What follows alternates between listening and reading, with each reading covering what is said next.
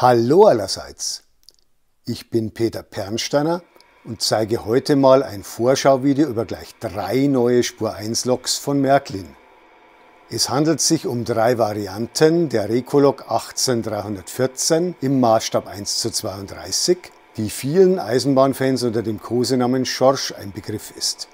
Ich hatte diese 3 Modelle als Muster leihweise für ein paar Tage für ausführliche Vorstellungen im Fachmagazin Faszination Spur 1 und im Märklin Magazin. Hier sehen wir zunächst ein fahrtaugliches Modell der im Sommer 2022 angekündigten Epoche 4 Variante gemäß Betriebszustand aus der Zeit um 1970-71. Dieses Fahrmuster der 020314-1 stammt aus der Qualitätssicherungsabteilung von Märklin und hat schon zahlreiche harte Praxistests hinter sich. Deshalb hat dieses Exemplar auch schon optisch ein wenig gelitten. Zudem funktionierte leider die Nachbildung der digital angesteuerten Umsteuerung beim Fahrtrichtungswechsel nicht. Trotzdem freue ich mich natürlich sehr, dass ich diese Lok hier überhaupt zeigen kann. Das Modell ist weitestgehend aus Zinkdruckguss und Messing-Feingussteilen gefertigt. Es wiegt stolze 8,6 Kilogramm und hat kurz gekuppelt eine Länge über Puffer von 742 mm. Sehr ausführliche Probefahrten gibt es am Ende des Videos ab Minute 15. Dabei bewältigt die Lok auch enge Gleisbögen und Gegenweichen mit nur 1020 mm Radius. Nach der jetzt gleich startenden ersten kleinen Probefahrt zeige ich dann ausführlich im direkten Vergleich 2 noch unmotorisierte Fotomuster der beiden am 10. Mai 2023 angekündigten weiteren Lokvarianten dieser Rekonstruktionslok. Eine davon hat wie dieses Modell eine Ölfeuerung und einen Öltender und entspricht optisch der nach wie vor erhaltenen Museumslok. Die andere entspricht dem Vorbild im Jahr 1960, als die Lok noch mit Kohle gefeuert wurde und deshalb auch noch einen Kohlentender hatte.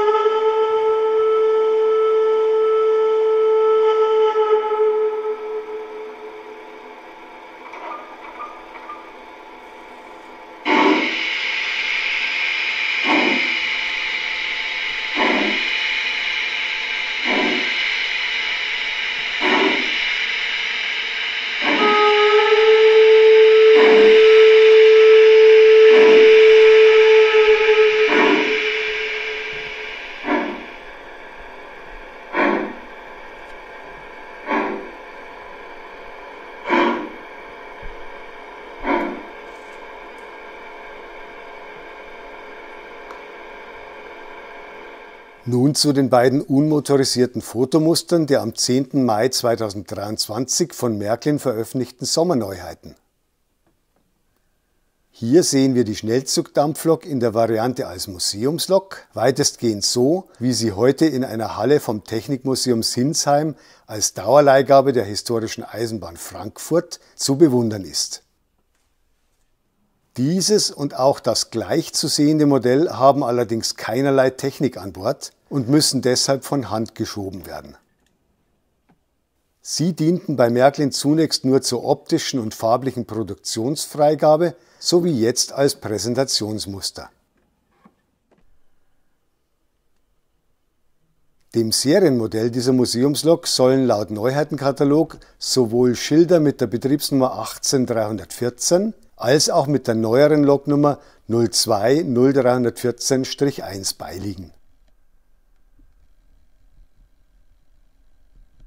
Die zweite Märklin-Sommerneuheit 2023 ist die 18314 als Epoche 3 Lok gemäß Betriebszustand um 1960.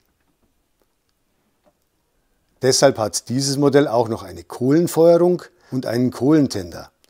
Und beispielsweise im Führerstand gibt es ebenfalls entsprechende Unterschiede.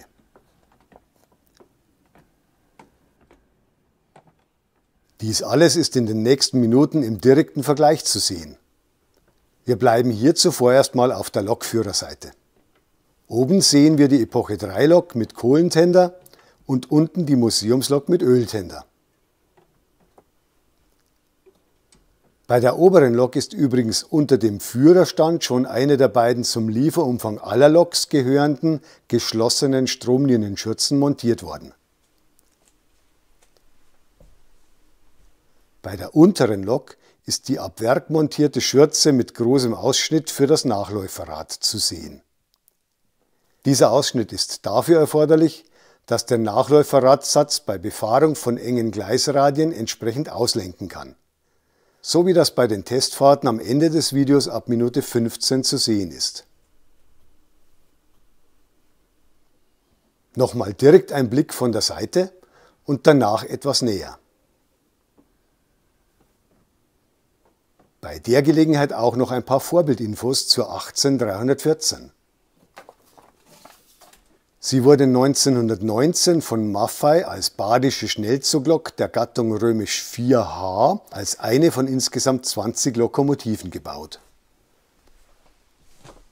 1948 stand dann die Ausmusterung an, aber es kam ganz anders. Sie wurde nämlich gegen die in Dresden gestandene 18434 getauscht und kam dort weiterhin zum Einsatz. 1960 wurde sie dann in Zwickau umgebaut und erhielt unter anderem die elegante Stromlinienteilverkleidung und einen neuen Kohlentender, dessen Modell hier zu sehen ist. 1967/68 erfolgte dann in Meiningen der zweite umfassende Umbau auf eine Ölhauptfeuerung und einen Öltender. Im Einsatz blieb die 02-0314-1 allerdings nur bis Ende 1971. Dann kam sie zum Verkehrsmuseum Dresden. 1984 hat sie der Historische Eisenbahn Frankfurt e.V. erworben und 1986 kam sie als Dauerleihgabe ins Auto- und Technikmuseum Sinsheim, das inzwischen nur noch Technikmuseum Sinsheim heißt. Dort kann das mächtige Triebwerk der Lok auf Knopfdruck in Bewegung gesetzt werden. Dies erfolgt aber nur elektrisch. Nun kurz ein Blick unter einen der beiden Tender, und zwar unter den Kohlentender. Die beiden Drehgestelle sind gut beweglich und die Achsen sind gefedert.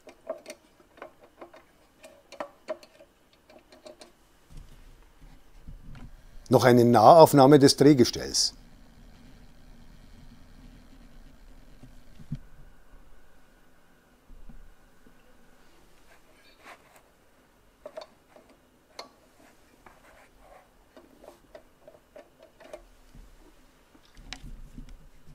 Links am Ende des Tenders befindet sich beim Serienmodell ab Werk eine Telex-Kupplung, die gegen eine mitgelieferte Schraubenkupplung getauscht werden kann. Dann ein Blick unter die Lok. Hier sieht man den sehr beweglichen Nachläufer, dessen Drehpunkt 65 mm weiter vorne liegt. Es folgt die Antriebsachse, deren Zahnrad beim Serienmodell von einem Getriebekasten umschlossen ist. Die per Kuppelstangen verbundene zweite Treibachse lässt sich 5 mm horizontal verschieben und enthält den Taktgeber für den radsynchronen Dampflok-Sound. Auch die vordere Modelltreibachse kann gut pendeln. Sie lässt sich um 3 mm horizontal verschieben. Jetzt ein Blick auf das funktionstüchtig nachgebildete Innentriebwerk, das beim Vorbild auf den ersten Kuppelradsatz wirkt.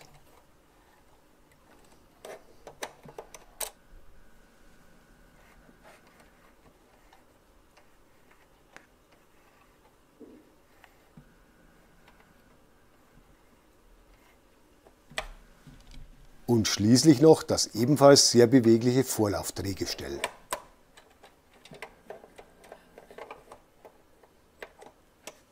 Nun zu den weiteren beweglichen Teilen des Modells am Beispiel der Museumslok.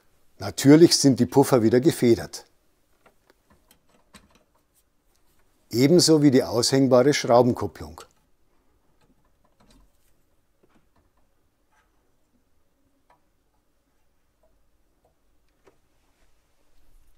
Die Rauchkammertüre hat 8 bewegliche Vorreiber.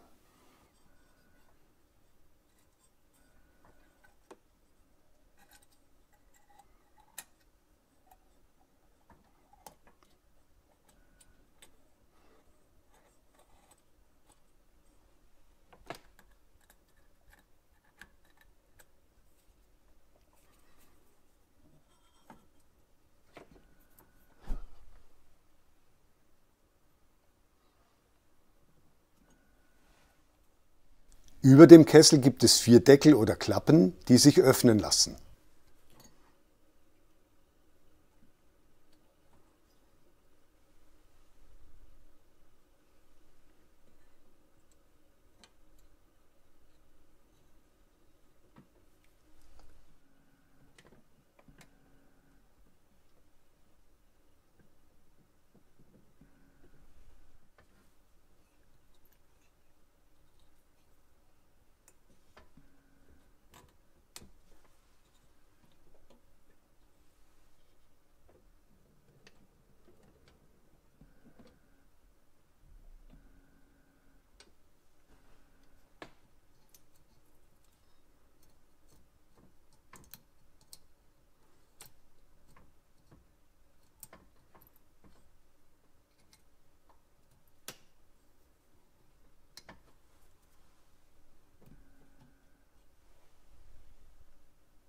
Schließlich ist am Tender auf beiden Seiten ein beweglicher Wasserkastendeckel, wobei sich hinter dem auf der anderen Seite ein Schiebeschalter zur manuellen Deaktivierung des Dreifach-Rauchentwicklers befindet.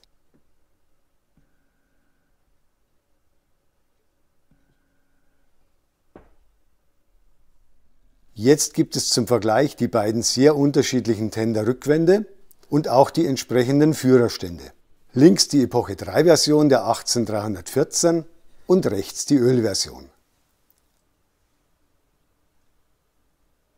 Nachdem ich gerade die Führerstände zeige, Märklin hat sich hierfür eine neue nette technische Spielerei einfallen lassen.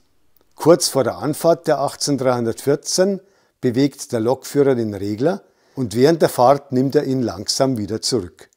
Allerdings habe ich es aus zeitlichen Gründen leider nicht geschafft, dies formatfüllend im Video zeigen zu können.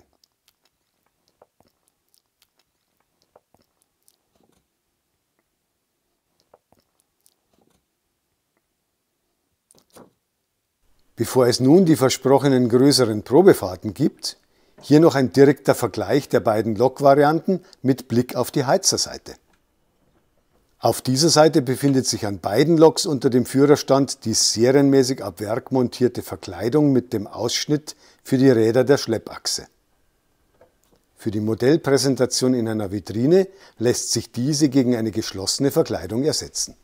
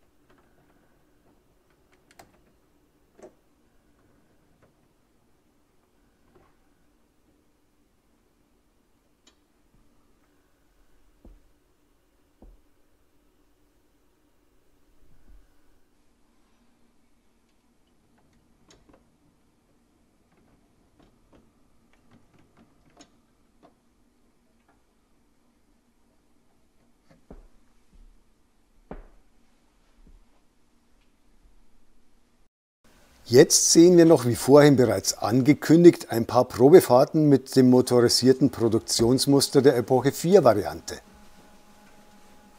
Damit sie enge Gleisbögen und Gegenweichen mit nur 1020 mm Radius bewältigen kann, musste der Tender in einer um 8 mm verlängerten Position gekuppelt werden. Das Modell hat dadurch nun eine Länge über Puffer von 750 mm. In der hier zu sehenden niedrigsten Fahrstufe braucht sie übrigens 56 Sekunden pro Meter.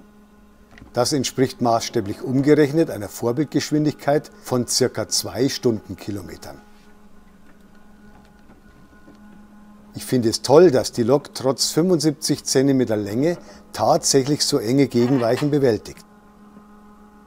Ich möchte hier auch nochmal darauf hinweisen, dass es sich bei diesem Modell um ein Produktionsmuster aus der Qualitätssicherungsabteilung von Märklin handelt, das schon zahlreiche harte Praxistests hinter sich hat und deshalb optisch an ein paar Stellen deutlich gelitten hat.